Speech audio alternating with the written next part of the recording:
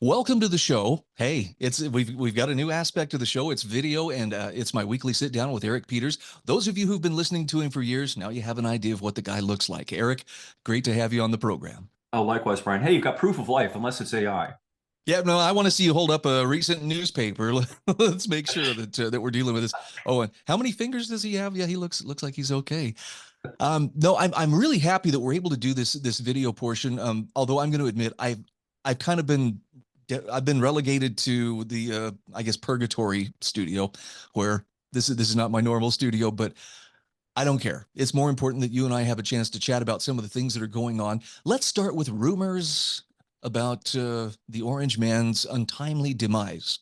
I wasn't even Yeah. aware this was a thing, but was this burning down social media? Well, over the course of the last 4 days or so, Trump seems to have more or less disappeared from public view. And that's interesting because it's unusual for him. Unlike his predecessor, Trump seemed to relish being out in front of the cameras, making public appearances. And for one reason or another, we don't know exactly why, his appearances have dialed back considerably. And the only known appearance of him was him sort of shuffling out of the White House into a limo, and he didn't look so good. Now, those things are all speculative. What we know for sure is that he has a chronic venous insufficiency, and also that he's got something going on with his hands have these blotches on them. You see sometimes elderly people who are on blood thinners will have that. They tend to bruise very easily. And both of these things are indicative of potentially serious underlying conditions. And while he may not be dead and there may not be anything catastrophically wrong with him, I got to thinking about it, and I got to doing a little bit of historical retrospective. And I recalled that Trump right now is older than Brezhnev was, for those who remember the old Soviet Union, when Brezhnev died, not when he was in The charge, not eyebrows. when he assumed the role of leader of the Soviet Union, but when he died. And not only that, Trump is older than both of Brezhnev's successors, Comrade Andropov and Comrade Chernenko. Another data point, Ronald Reagan was considered too old to be president when he was elected in 1980. Ronald Reagan was 69 years old when he was elected in 1980. Wow. Yeah. And Oh man. this, I'm not disparaging older people. My point is that we have sort of gotten to the point that the Soviet Union was in the late 70s and the early 80s, and that we have this gerontocracy. It's not just Trump. Pelosi's another example. Nadler. There's several of the other ones. These ossified old people that are just clinging desperately to power. And there are additional parallels. It seems like this country is on the ropes too, just like the Soviet Union was back in the late 70s and the early 80s. And at the same time, we're told by our ossified leaders that everything is fine, everything is great. Well, it's not great. As anybody knows who goes shopping, it's not great. $100 buys you two plastic bags of groceries, maybe. Your car insurance has gone up by 40%. Everything has gone up by double digits. So it's not good. And where are we going from here? And what's going to happen next? I don't know, but I guess we're going to find out. Well, and feeding that rumor, as far as well, is Trump in bad health? Apparently, he's making an announcement at 2 o'clock Eastern time today, and there's a lot of to do about, and they've cordoned off the area around Walter Reed Medical Center, and I'm intrigued. I didn't know much about it, but now I'm kind of wondering, what that might all be about. Well, it wouldn't be surprising. Bottom line, the man is almost 80. And, the fact is, when you get to that age, anything can happen. My mom passed last November, and, I saw an immense deterioration in her during the last 3 years of her life, because that's what happens sometimes, usually when people get into their 80s. So, it's a cautionary tale. It's ironic that one of the things that prompted people to vote for Trump was that they were concerned about having what appeared to be a man who was in physical and mental decline as president. And without even touching on the man's politics, he was just looking feeble, and people Mhm. were troubled about the idea of having a feeble guy, the putative president of the United States. And now, 8 months into the new presidency, we may be in exactly the same situation again. Oh, and there have been predictable calls for, well, we need to remove him under the 25th Amendment, figure out what's going on. It's coming from the Democrats, but Mhm. for what it's worth, these are the same ones who insisted Joe Biden was, fit as a fiddle, and there was nothing to question there. I guess the default setting most of us should have by now is don't trust anything any politician says from any party. Well, absolutely. And doesn't it speak to the just fundamental dishonesty of the times that we live in? And it transcends parties. The Democrats, the left, they were incredibly dishonest about Biden's deterioration, making all sorts of apologies for it blatantly right in our faces when we could see with our own lying eyes that the man was in decline. And it seems like, and I'm not saying it's a certainty, I'm just saying it seems like the same thing is kind of potentially happening now with Trump. Talk to me about what you have heard recently regarding the resignations and firings at the Centers for Disease Control. Really interesting. And let me preface this with Trump's tweet of the other day, in which he, on the one hand, seemed to be questioning whether Operation Warp Speed was a good thing, and then on the other, leaving him room to say it was a bad thing. He has a brilliant in his own way of manipulating words to leave himself not culpable for anything. It's evident again, unless the man is senile, it's evident to everybody that that was a bad idea. Not just the pushing of untested drugs on people, but the literal pushing of them onto people. I harp on that a lot because I think it's important. I don't think there would be nearly as much controversy about the so-called vaccines if the pharmaceutical companies had simply offered them and said, look, we've developed these vaccines. If you'd like to take them, here they are. It was never about that. It was, we're going to make you take them. And the pharmaceutical companies use the government as their Luca Brasi, the enforcer in The Godfather, to push people into taking. That's the core of the problem here. And Trump has yet to acknowledge that. And I hope that he does acknowledge it. Even at this point, I'm willing to forgive the man if he acknowledges it. I think it's very, Right. very important that he do that. And I'm seeing actually, I'm going to say this not to suggest you and I are fringe, but I'm seeing even some of the mainstream commentators saying, could it be that Trump is finally recognizing he was given bad information? He was all in. And I don't doubt, given his ego, he probably was looking forward to being seen as a savior. Oh, look Yeah. at what he made Yeah. happen. I mean, he's bragged about it and bragged about it. But if it's true that the CDC gave him faulty information or that Pfizer gave him inflated numbers showing how good it was, then yeah, it doesn't need to stop with just his mea culpa. We need that, Absolutely. but criminal charges need to come. Heads need to roll because I can't think of a bigger crime within recent memory against a greater section of humanity. Nor I. And I think that that's a very important point. It's not enough that Trump comes out and says, "Look, I was misled. I made a bad decision, and I own it, and I'm sorry that I did that." Implicit in that is that the people who did mislead him and who pushed this on people and who did know, Trump can plausibly say, "Hey, look, I'm a politician. I'm not a scientist. I'm not an epidemiologist or a virologist. I was told this by these so-called experts that this was a safe and effective way to deal with this pandemic, this problem." The people at Pfizer, people like Burla, these people are experts in their field. They're the ones who hands-on were the ones who were manufacturing these things. They knew perfectly well what was going on with them. And yet they, with knowledge, continued to sell the lie to people. That's criminal. And that requires that they be held accountable. And I don't mean just, in some way censured publicly. Like you, I think that they should be put into the dock, prosecuted criminally, and that there should be severe consequences for what they've done. Agreed. And I have further frustration with outlets like the New York Times and other legacy media outlets that for some bizarre reason still believe that if they insist, oh well, the biggest threat to public health is what Health and Human Services Secretary Robert F. Kennedy Jr. is doing. They actually they actually think we're stupid enough to believe what they're publishing after what we've seen with our own eyes and experienced over the Mhm. last 5 years. Well, the irony is that they don't seem to be able to comprehend that they are responsible for the utter devastation of public confidence in entities such as the CDC. If it hadn't been for all of this stuff, people might still say, okay, I'm willing to trust them because their record entitles them to trust. They seem to have acted in the public interest before, not perfectly, but they seem to have acted in the public interest. So on balance, I regard them as trustworthy. Now you have to be an imbecile to trust anything that these people say. And that's on them. That's not on us. And, for the New York Times to not understand that is really remarkable. Well, and they portray, these people who have, starting with the CDC head, who I think it was Morenz.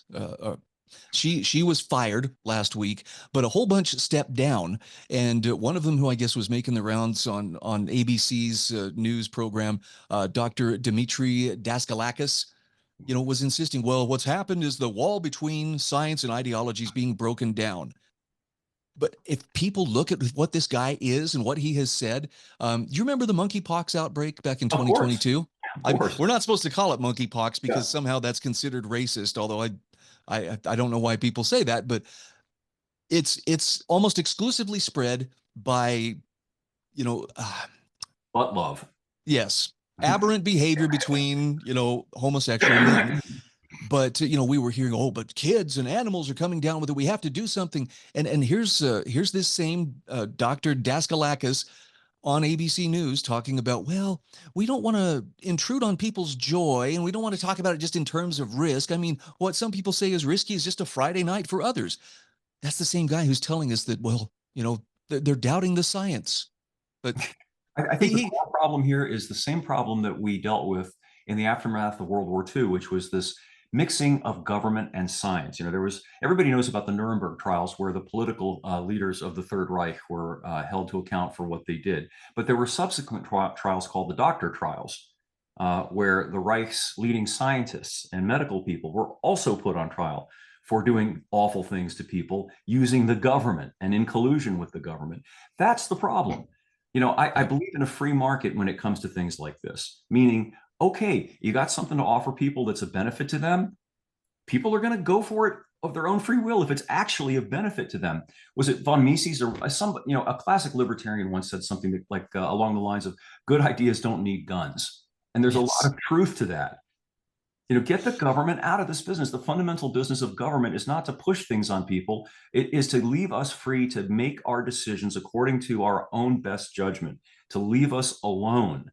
That's the proper role of government, to protect our rights. And one of the most important rights is bodily autonomy, to decide what makes sense for yourself and your family, as opposed to having some government goon try to force you to do something not only to yourself, but potentially to your kids as well. And especially when they're doing it in the name of science. And Yep. again, going back to this Dr. Daskalakis, he I know it's a he him because he put his pronouns in his resignation letter. He can't even refer to mothers or women. He talks about birthing people. And this is the guy who tells us science is under attack by Trump when he can't even connect with reality. There's another thing that's related to this. I'm glad we got on this tangent because I think it's important. I read something about the government seeking to allow what they call a grace exemption. Have you heard about this I at am not. universities and colleges, which would essentially formalize? During the pandemic, people would say, "Well, according to my religious beliefs, I don't wish to be vaccinated."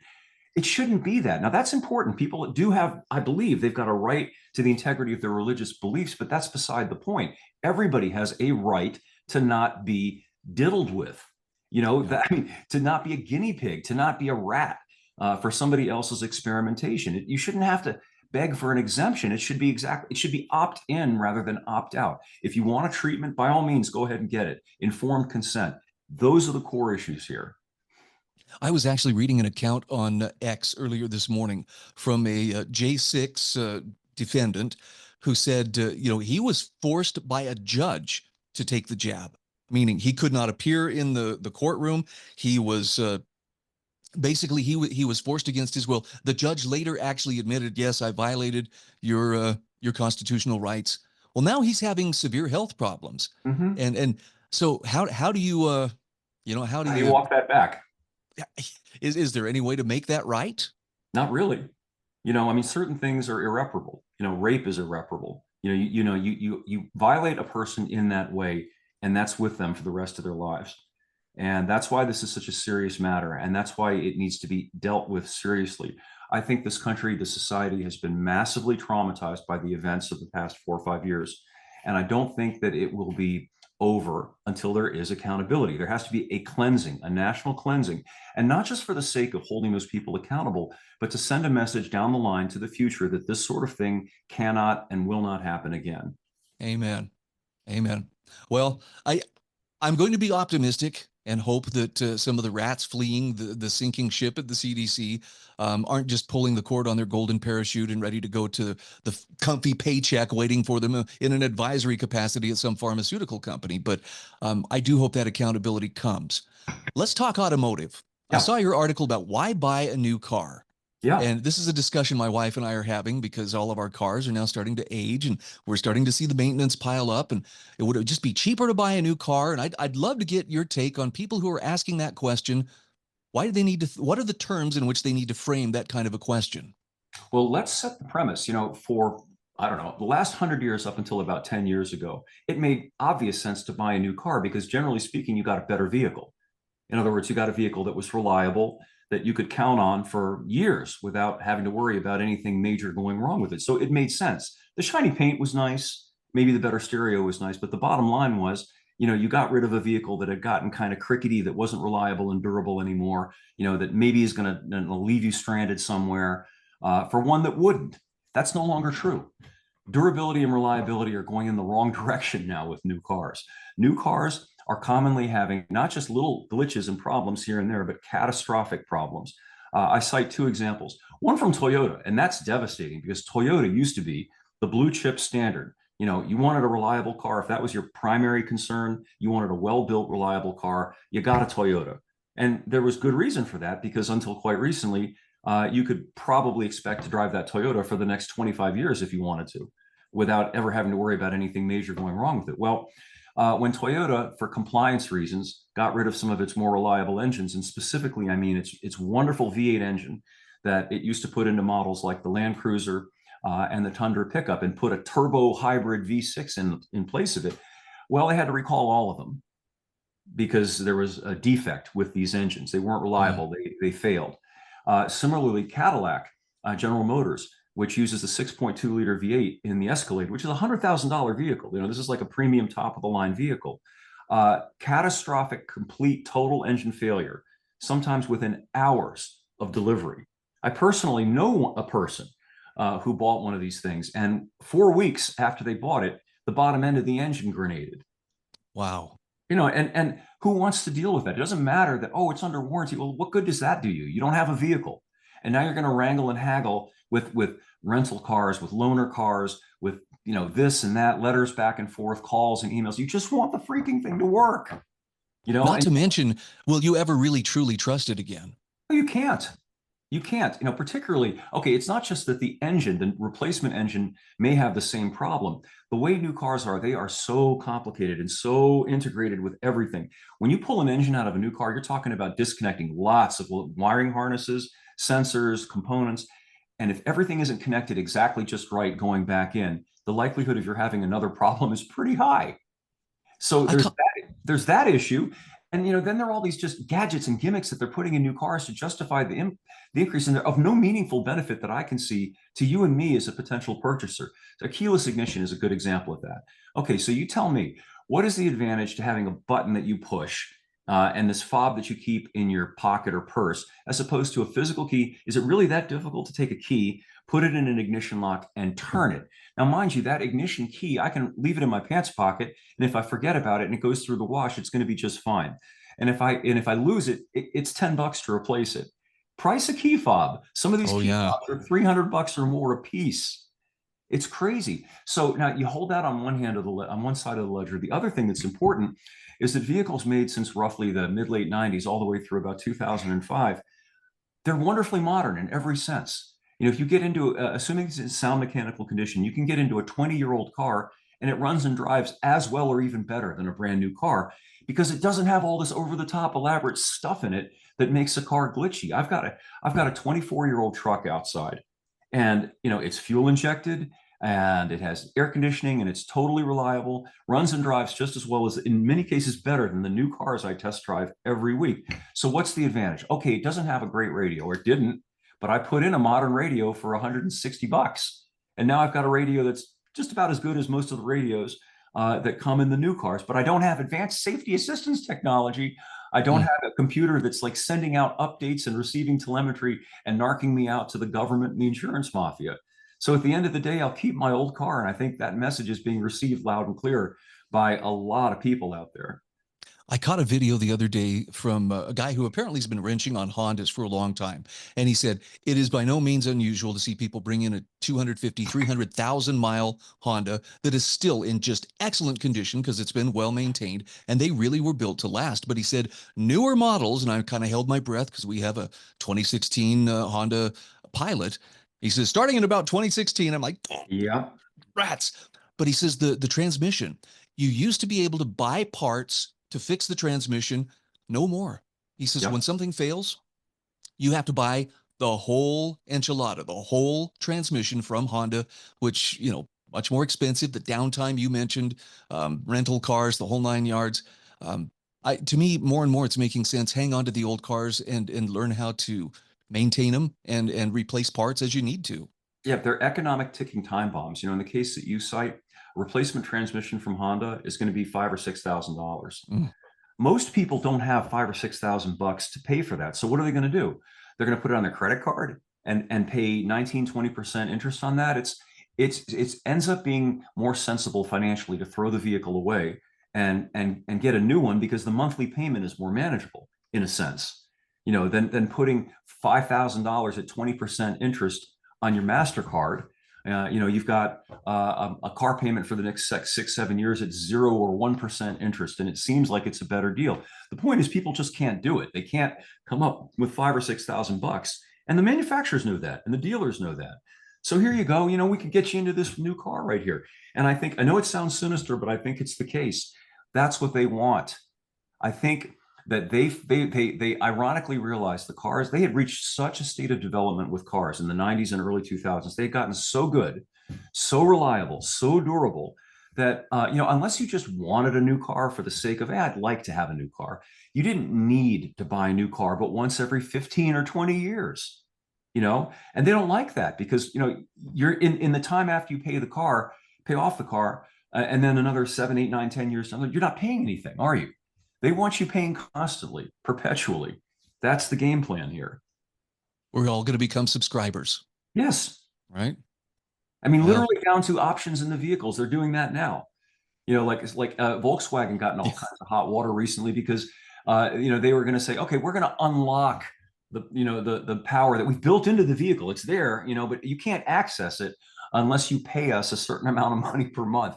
And BMW was doing the same with heated seats. The hardware was in the car. You had the heating elements that were in the seats and the switches, but they wouldn't work unless you paid BMW a monthly subscription.